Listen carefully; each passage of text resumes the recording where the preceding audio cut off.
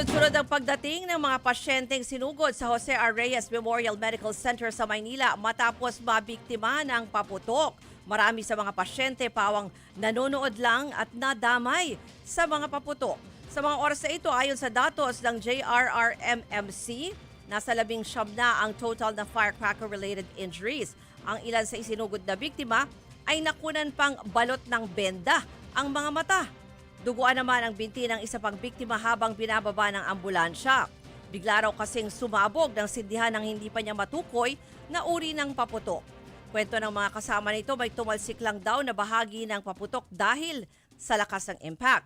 Ganito rin ang nangyari sa isa pang pasyente na sinubukan daw sipain palayo ng sindihan ng paputok na King Kong. Paliwanag ng ospital, sila raw yung tinatawag na passive victims o nadamay lang dahil sa paputok. Bagay na agad din namang tinututukan ng mga naka-duty na doktor. Pangamba ng ospital, posibleng madagdagan pa ang bilang na yan sa mga susunod na oras. Sa huling tala, nasa 140 ang bilang ng mga naputukan sa buong bansa mula nitong Disyembre. Ayon po yan sa datos ng Department of Health. Mga kapatid, ako po si Ruth Cabal. Dito tayo sa totoo, dito tayo sa True FM.